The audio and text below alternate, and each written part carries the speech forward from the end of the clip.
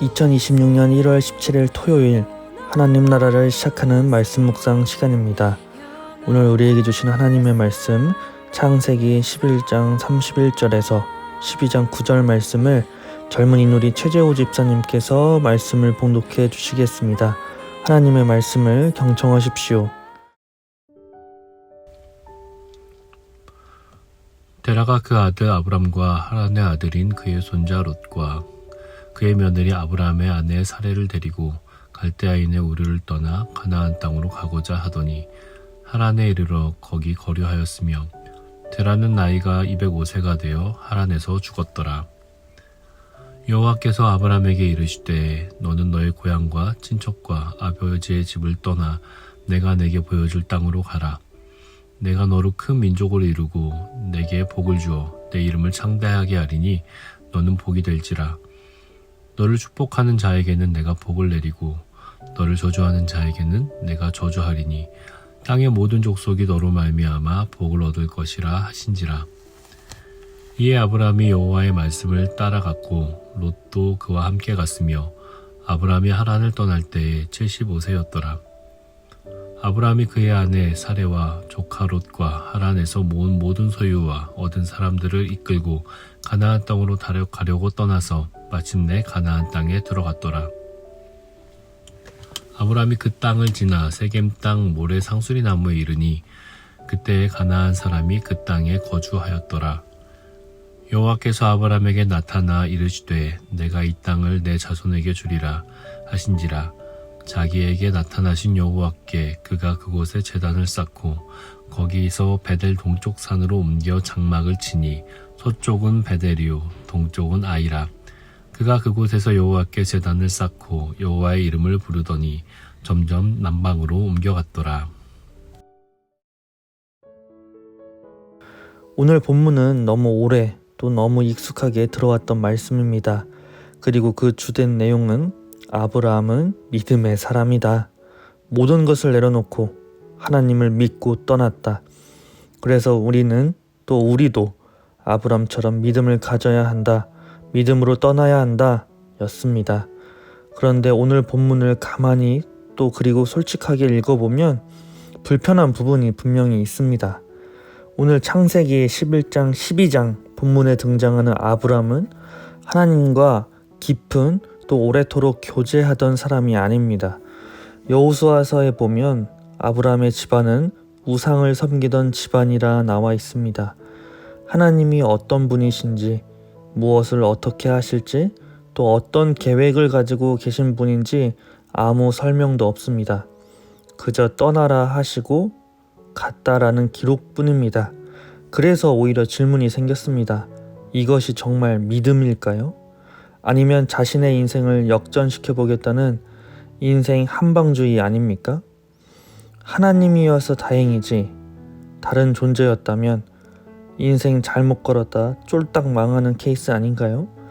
적어도 이 11장 12장의 본문에서는 아브라함의 믿음을 설명하라는 본문은 아니라는 묵상에 이르렀습니다. 오히려 하나님이 어떤 방식으로 역사를 시작하시는지를 보여주는 본문이라는 결론에 이르렀습니다. 즉 주인공은 아브라함이 아니라 하나님인 것이죠. 오늘 본문의 시작은 믿음의 영웅이 아니라 멈춰버린 역사입니다. 11장 31절을 보면 데라는 가나안으로 가려고 했지만 하란에 머뭅니다. 출발은 있었지만 중간에 포기한 상태입니다. 그리고 아브라함의 상황은 불임입니다. 자식이 없다는 것은 개인의 고통을 넘어섭니다. 특히 성경에서 불임은 역사가 멈췄다는 더 무거운 의미를 지니고 있죠. 계보가 끊겼고 미래가 닫혔고 인간의 가능성은 끝났다는 선언이었습니다. 생명이 끊어진 자리가 오늘 말씀의 출발점입니다. 그때 바로 하나님께서 들어오신 것이죠. 여호와께서 아브라함에게 이르시되, 어떻게 보면 이 한 문장이 오늘 본문의 전부라고 생각합니다. 아브라함이 하나님을 찾은 것이 아니라 하나님이 이 끝난 자리로 들어오셨습니다. 준비된 사람을 부르신 것도 아니고 경건한 사람을 택하신 것도 아니고 믿음이 좋은 사람을 택하신 것도 아닙니다. 이 장면 또한 하나님의 선택 방식을 보여주는 장면인 것이죠. 결국 아브람을 통해 큰 민족을 이루고 내 이름을 크게 하며 복의 근원이 될 것이라 말씀하십니다. 이 말은 아브람을 높이겠다는 의미보다 어쩌면 하나님께서 스스로 위험에 두시는 말로 읽혀졌습니다. 하나님의 구원의 역사를 지금 인간이라는 불완전한 존재에게 맡기겠다는 선언이거든요. 하나님께서 직접 하면 되실 일을 지금 불안정한 존재 아브람에게 맡기신다는 선언에서 우리는 아브람이 아니라 아브람을 선택한 하나님을 주목해야 합니다. 이 본문의 출발점은 불임이었습니다. 역사가 더 이상 나아갈 수 없는 자리에서 늘 하나님은 이런 방식으로 시작하십니다. 혼돈과 공허에서 창조를 시작하셨고 홍수 이후 무너진 노아의 가족을 통해 새 역사를 시작하셨고 바벨탑으로 흩어진 인류 가운데서 언약을 세우시고 또 오늘 불임이라는 완전한 막다른 골목에서 아브람을 부르십니다. 아브람의 믿음이 좋아서 부르신 것이 아니라 하나님께서 다시 시작하시는 분이시기에 부르신 것입니다. 오늘 우리 삶에서도 우리를 통해 하나님께서 다시 역사를 여시는 분이심을 기억하며 이것이 우리에게 은혜임을 고백하는 하루가 되길 간절히 소망합니다. 주신 말씀 기억하며 기도하겠습니다. 하나님, 우리가 끝이라고 말하는 자리에서 다시 시작하는 분이 하나님이심을 믿습니다. 불임의 자리처럼 소망이 끊어진 것 같은 자리에서도 여전히 일하시는 하나님을 신뢰하게 하옵소서. 우리가 대단해서가 아니라 하나님이 신실하시기 때문에 오늘도 살아가게 하심을 고백합니다. 끝처럼 보이는 자리에서 여기서부터다 라고 말씀하시는 하나님의 음성을 듣게 하시고 그 말씀을 붙들고 하루를 살게 하옵소서. 예수님의 이름으로 기도드립니다. 아멘. 오늘 레마의 말씀 사연은 말씀을 읽어주신 최재호 집사님의 사연입니다. 마태복음 6장 33절, 요한일서 4장 18절. 작년에는 가정에 여러 사정이 많았습니다. 회사는 마곡으로 이전했고 첫째 아이는 눈 치료를 위해 수차례 수술을 이어가고 있었습니다. 아내인 유리 집사가 한 해 휴직을 하며 삶을 돌아보고 앞으로를 계획했으면 좋겠다는 마음을 가지고 있었고 여기에 올해 이사와 아이들 전학까지 더해지며 하나의 결정이 또 다른 결정을 부르는 상황이 이어졌습니다. 그래서 쉽게 결론에 이르지 못하고 있었습니다. 그런 가운데 작년 10월 유리 집사가 한 달 작정 가족 기도를 제안했습니다. 첫째 아이의 눈 수술로 그동안 양가 부모님들로부터 기도에 대한 권유와 압박을 받아오던 터라 솔직히 마음이 썩 내키지는 않았습니다. 그렇다고 빠질 수 없는 상황도 아니어서 매일 밤 10시 가족 기도회를 시작하게 되었습니다. 한 달 안에 답을 찾아보자는 목표가 너무 주관적인 설정은 아닐까 싶었지만 아이들의 중요한 결정에 기도로 도달해가는 과정 자체는 의미가 있을 것 같았습니다. 반골기질은 늘 좋은 행동이 앞서 먼저 고개를 들곤 합니다. 기도를 시작하며 왜 구하는지 그 마음이 순수하지 않다면 그것은 결국 내 욕심이거나 투정이 아닐까 생각했습니다. 세상에 나 혼자만 사는 것도 아닌데 내 사정만을 관철시키려는 기도가 과연 받아들여질 수 있을지 스스로 묻게 되었습니다. 기도 첫날의 말씀은 먼저 그의 나라와 그의 의를 구하라였습니다. 그러면 이 모든 것을 너희에게 더하신다고 하십니다. 마음이 복잡해졌습니다. 말 잘 들으면 갖고 싶은 것들을 주겠다는 말처럼 이해하고 싶었고 솔직히 그 말에 덥석 기대고 싶었습니다. 하지만 곱씹을수록 그의 나라와 그의 의는 다른 뜻으로 다가왔습니다. 사랑받는 존재로 살아가고 있음을 받아들이고 그렇게 받은 사랑으로 다른 사람을 사랑하기 위한 방법을 구하며 살아가는 삶이 아닐까 생각하게 되었습니다.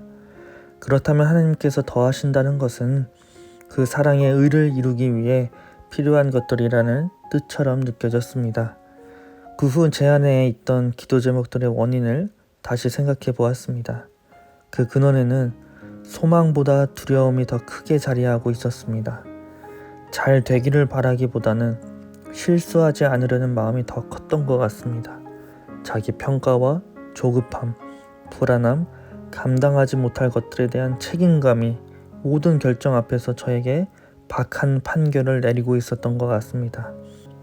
저는 상황 앞에 서기 전에 이미 스스로를 자기의 심판대에 세워두고 있었던 것입니다. 그의 나라와 그의 의를 구한다는 것은 자기 존재를 증명하려는 일을 하나님의 사랑 안에서 끝내는 것이라는 마음이 들었습니다. 그 순간 괜찮다라는 마음이 생겼고 밀려오던 상황들이 잠시 멈춘 것처럼 느껴졌습니다. 사랑에는 두려움이 없느니라는 말씀이 떠올랐습니다. 그 위에 소망과 바람을 다시 얹었습니다. 더 잘되기 위한 것이 아니라 더 많이 사랑할 수 있는 삶을 위한 것들로 기도의 방향을 다시 그리며 한 달간의 가족 기도회를 마쳤습니다. 기도회를 마치며 기도 제목들에 대해 나름의 결론을 맺을 수 있었습니다. 모든 상황이 정리된 것은 아니지만 무엇을 먼저 붙들어야 하는지는 조금 더 분명해진 것 같습니다. 라고 사연을 보내주셨습니다. 우리 재우 집사님의 사연은 기도로 상황이 바뀐 이야기라기보다 기도로 마음의 기준이 다시 세워진 이야기라서 더 귀하게 다가옵니다. 잘되게 해달라는 기도에서 더 사랑할 수 있게 해달라는 기도로 방향이 바뀌었다는 것이 이미 가장 큰 응답이지 않을까 싶은데요.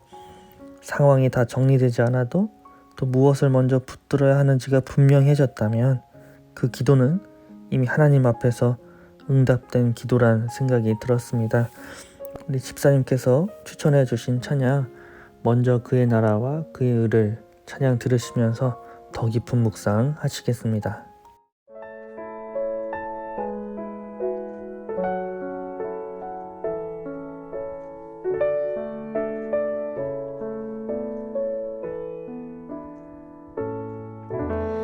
먼저 그 나라와 의를 구하라.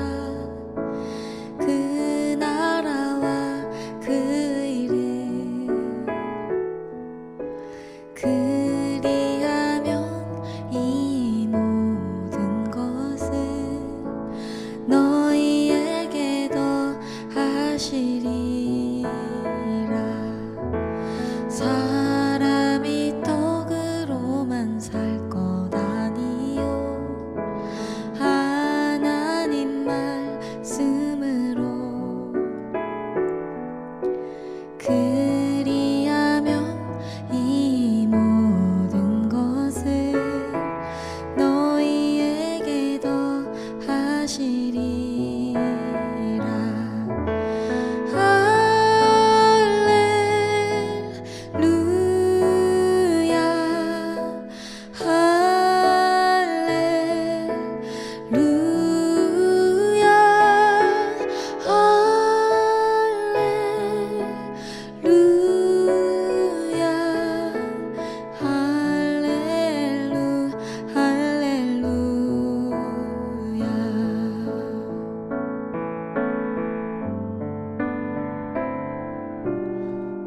구하라 그리하면 주실 것이요 찾으라 찾을 것이요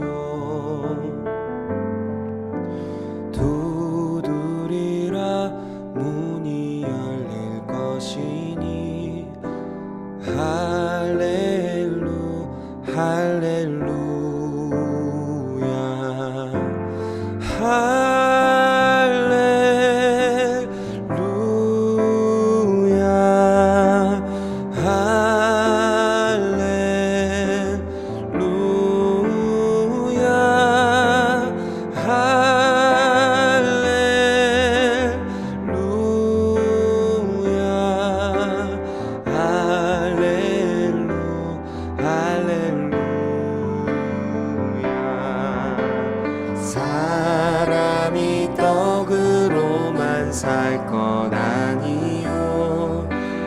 하나님 말씀으로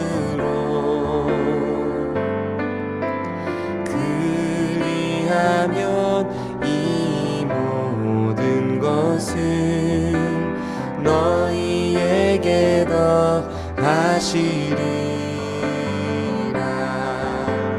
구하라 그리하면 주실 것이요 찾으라 찾을 것이요